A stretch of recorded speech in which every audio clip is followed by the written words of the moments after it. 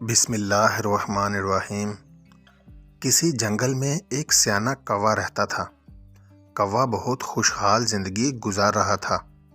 بغیر کسی فکر کے وہ پورا دن گھومتا پھرتا اور طرح طرح کے کھانے پینے کا لطف اٹھاتا۔ اندھیر ہوتے ہی کسی خوشبودار درخت پر رات بسر کرتا۔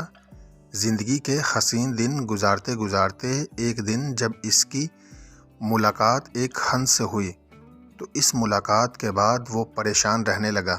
دراصل اس کی پریشانی کی وجہ یہ فکر تھی جو اسے اندر ہی اندر کھائے جا رہی تھی کہ ہنس اتنا سفید ہے اور میں اتنا کالا۔ ہنس دنیا کا سب سے خوش پرندہ ہوگا۔ کوے نے اپنے خیالات ہنس کو بتائے۔ ہنس نے کہا، اصل میں مجھے لگتا تھا میں سب سے زیادہ خوش ہوں جب تک میں نے طوطا نہیں دیکھا تھا۔ طوطے کے پاس دو مختلف رنگ ہیں۔ اب میں سوچتا ہوں طوطا سب سے زیادہ خوش ہوگا۔ کوا طوطے کے پاس پہنچا۔ طوطے نے کوے کو بتایا، میں بہت خوش زندگی گزار رہا تھا۔ پھر میں نے مور دیکھا۔ میرے پاس تو صرف دو رنگ ہیں جبکہ مور کے پاس کئی رنگ ہیں۔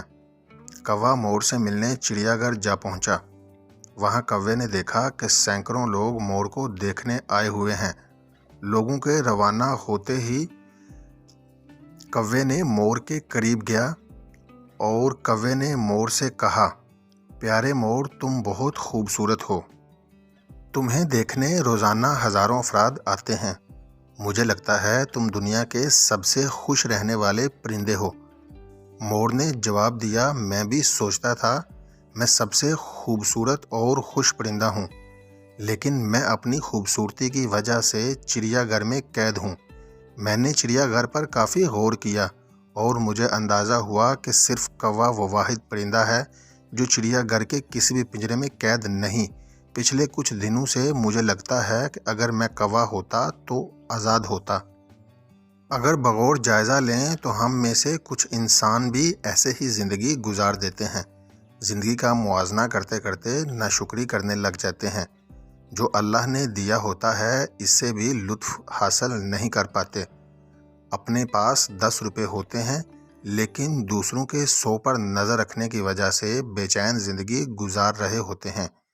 اللہ نے انسان کو بے شمار نعمتوں سے نوازا ہے لیکن انسان پھر بھی ناشکرا ہے۔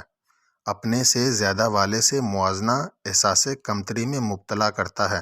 موازنہ کرنا ہی ہو تو اپنے سے کمتر سے کیجیے اور پھر اللہ کا شکر کیجیے جس نے اس قدر نعمتوں سے نوازا ہے۔ اللہ حافظ۔